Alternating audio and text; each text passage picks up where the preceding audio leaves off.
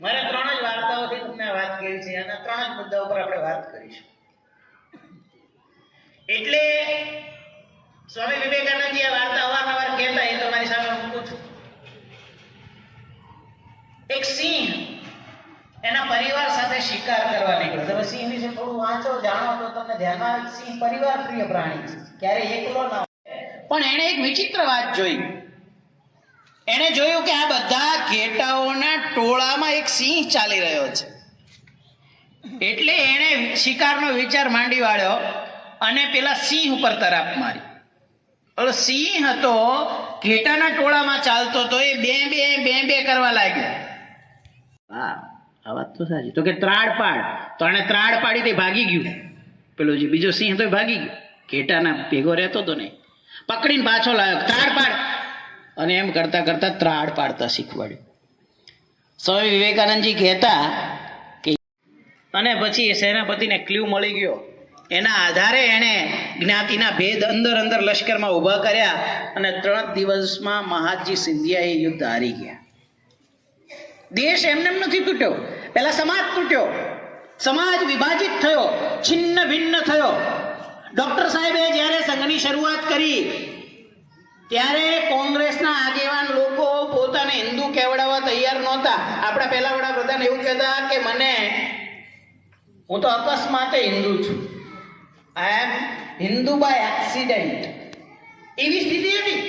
Doctor સાહેબ જ્યારે નાગપુરમાં શાખા શરૂ કરી અને એવું કીધું હું હિન્દુઓનું સંગઠન કરીશ, ત્યારે લોકો હસતા અને એવું કહેતા હિન્દુ ક્યારે ભેગો થાય? 4 હિન્દુ ક્યારે ભેગા થાય? જ્યારે 5મો ઉપર ઠાઠડીમાં સૂતો આવ્યો ખેડૂત, એને કાઢ્યો, એ 3જા ખેતરમાં ગયો. આવું 5 વાર બન્યું. મિનેન્ડરને સ્ટ્રાઇક થયું. ઓહો, આ લોકો તો પોતાના સિવાય પાડોશીનો વિચારે કરતા નથી. તો આમાં ફૂટ પાડવી સરળ છે. અને ઇતિહાસ પ્રસિદ્ધ વાત છે કે એમણે આંભીને ફોડી લીધો. તક્ષશિલા રાજ્ય ઉપર હુમલો ના કરવાની શરતે એમણે પુરુના રાજ્ય ઉપર, પોરસના રાજ્ય ઉપર હુમલો કર્યો. પોતાની જાતથી, પોતાના સ્વાર્થથી આગળ વિચારવાની ક્ષમતા સમાજે ગુમાવી દીધી. સમાજ અસંગઠિત હતો, છિન્ન ભિન્ન હતો અને સમાજ ભૂલી ગયો તો હું કોણ છું, હિન્દુ એટલે શું. આ 3 નિદાન કર્યા પછી ડોક્ટર કેશવ બલિરામ હેડગેવારે સમાજના દૂર કરવા માટે સંઘની સ્થાપના કરી. સંઘ આજે આ જ કામ કરે છે. સંઘ આજે શાખાઓ જ ચલાવે છે. સ્વયંસેવકો બધું જ કરશે. શતાબ્દીના અલગ અલગ કાર્યક્રમો થયા, 100 વર્ષ થયા સંઘને. ફલશ્રુતિ શું?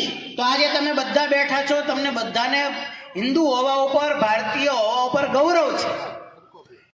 તમારા મન, મગજ અને મસ્તિષ્કને અસર કરે એવું અને જેટલા સમયથી ધ્યાન આવે છે એટલા સમયથી પણ મારા અનુભવ છે કે દેવેન્દ્રભાઈ દેસાઈ સચોટ રીતે વર્ણન અને સુંદર વાર્તા કથનથી એમના ઉદાહરણોથી આપણને ખૂબ સુંદર રીતે અભિભૂત કર્યા છે. જોઈએ માટે આ દેશની અંદર જે કંઈ ક્વોલિટી ઉત્પન્ન થતી હોય, વસ્તુ પેદા થતી હોય, એને આપણે અપનાવીએ. કેટલા લોકો કોલગેટ વાપરે છે? ઊંચા હાથ કરો. આજથી એવો સંકલ્પ કરો, અમે કોલગેટનો ઉપયોગ નહીં કરીએ.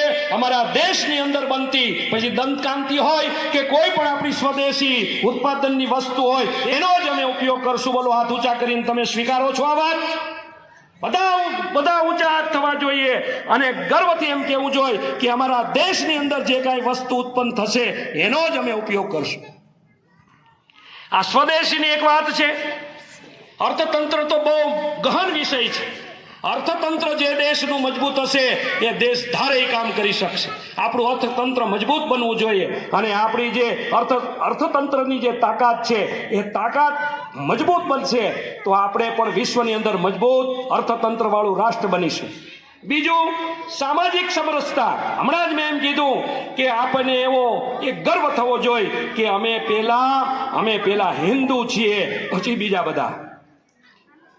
આપણે ભારતીય છીએ, આપણે હિન્દુ છીએ, એનું તમને ગૌરવ હોવું જોઈએ. કોઈ પણ તમને પૂછે કે તમે કોણ છો ત્યારે એમ કહેવું જોઈએ કે હું પ્રથમ હિન્દુ છું. આનું તમને ગૌરવ હોવું જોઈએ. એટલે આપણે હિન્દુસ્તાન છીએ. હિન્દુઓનો દેશ એટલે હિન્દુસ્તાન. એટલે આપણે બધા આજે એવો સંકલ્પ કરીએ કે અમે બધા કોઈ પણ કોમના હોય, કોઈ પણ દેશના હોય, પ્રાંતવાદ નહીં, ભાષાવાદ નહીં, જ્ઞાતિવાદ નહીં, કેવલ ને કેવલ અમે હિન્દુ છીએ, અમે ભારતીય છીએ. આ ભાવના આપણા જીવનમાં પ્રસ્થાપિત થવી જોઈએ. ત્રીજું, પર્યાવરણની વાત કરીએ તો આજે હું તમે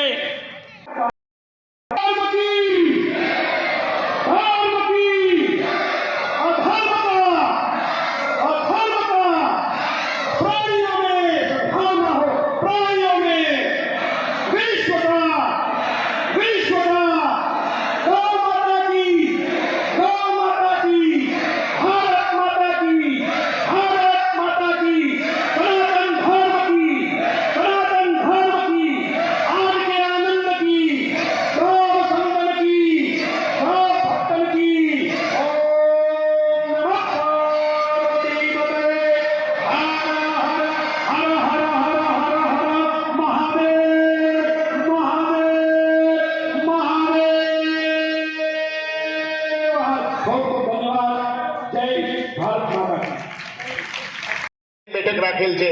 રામ જન્મ ઉત્સવની બેઠક નજીકના ભવિષ્યમાં જ આવનાર રામ જન્મ દિવસ માટે પારંપરિક વેશભૂષામાં સજ્જ આ તમામ બાળકોને હું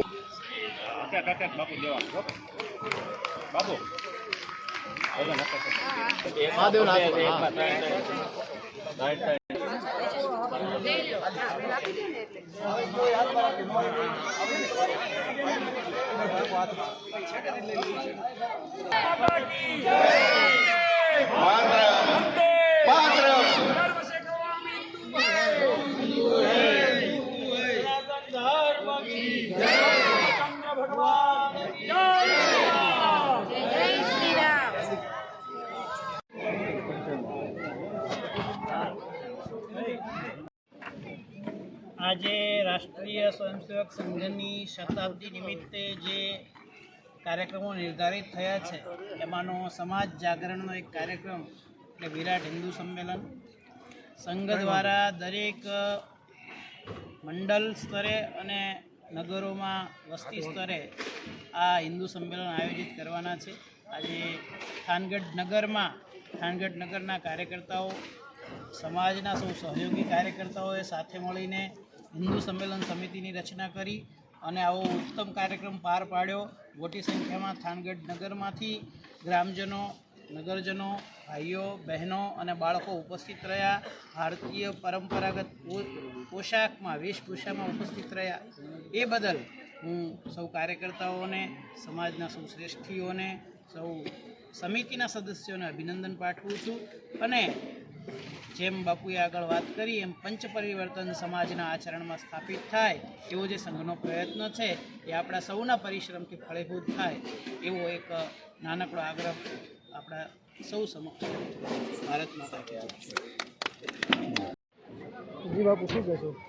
આજરોજ થાનગઢ મુકામે હિન્દુ સંમેલન સમિતિ દ્વારા રાષ્ટ્રીય સ્વયંસેવક સંઘને 100 વર્ષ શતાબ્દી મહોત્સવ અંતર્ગત જે સમગ્ર દેશ અને વિશ્વમાં જે વિરાટ હિન્દુ સંમેલનો યોજાઈ રહ્યા છે એ અંતર્ગત આજે આ થાનગઢ હિન્દુ સંમેલન સમિતિ દ્વારા ખૂબ ભવ્ય દિવ્ય અને આપણી જે હિન્દુ આર્ય સંસ્કૃતિની પરંપરા અંતર્ગત સુશોભન નાના બાળકોને આપણી જે પારિવારિક જે પરંપરાગત જે બધી વેશભૂષાઓ અંતર્ગત બધાને સજાવી અને એક સરસ મજાના બધા સંતો પછી અમારા ભરતગીરજી મહારાજ, થાનગઢ વાસુકી મહંતશ્રી અને અન્ય બધા મહાત્માશ્રીઓ અને દેસાઈભાઈ જે સંઘના એક વિશિષ્ટ કાર્યકર છે એમની સન્નિધિમાં ખૂબ સરસ રીતે આજનું આ સંમેલન સંપન્ન થયું. આ થાનગઢ શહેરની જનતા જનાર્દન એ ખરેખર જાગૃત છે.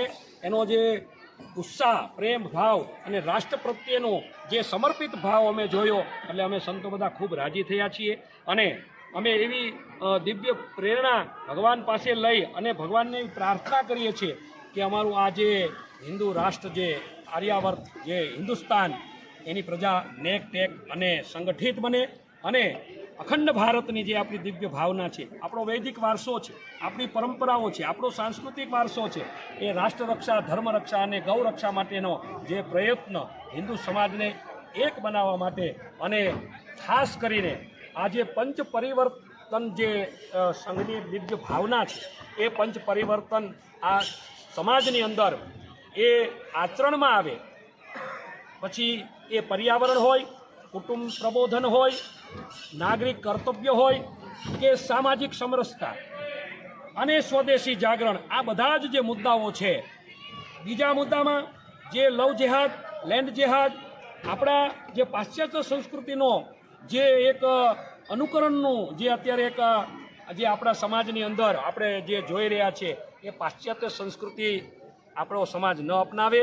આપણી ભારતીય જે પરંપરા છે એ વેશભૂષા હોય, સંસ્કારોનો વારસો હોય, ભાષાનો વારસો હોય, ભ્રમણનો કે અન્ય જે કાંઈ વિષયો છે, આપણો પરિવેશ એવો હોવો જોઈએ જે આપણી આર્ય સંસ્કૃતિને શોભતો હોવો જોઈએ. આપણું આચરણ, આપણી ભાષા, આ બધું સંસ્કૃત ભાષાને આપણે સ્થાન આપવું જોઈએ, પ્રાદેશિક ભાષાઓ, અને ખાસ કરીને આપણા બાળકો ભલે અંગ્રેજી ભણે પણ આપણી માતૃભાષાને ક્યારેય ભૂલવી ન જોઈએ. એટલે એ વારસો પણ ટકવો જોઈએ અને તમે બધાએ સાથે મળીને આ સરસ મજાનો એક પ્રયત્ન કર્યો છે અને જે ડૉક્ટર સાહેબે જે 100 વર્ષ પહેલાં જે ભારતને એક નેકટેક અને અખંડ હિન્દુત્વને એક જાગૃત અને ઉજાગર કરવા માટેનો જે પ્રયત્ન આજે 100 વર્ષે ફળીભૂત થયો છે, સમાજ જાગૃત થયો છે અને આપણે બધા આશા રાખીએ કે ભવિષ્યમાં આ ભારત દેશનો હિન્દુ સમાજ એ એક બને અને જે પંચ પરિવર્તનને પોતાના જીવનમાં પ્રસ્થાપિત કરી અને સાચા અર્થમાં આપણે બધા ભારતીય બધા એક છીએ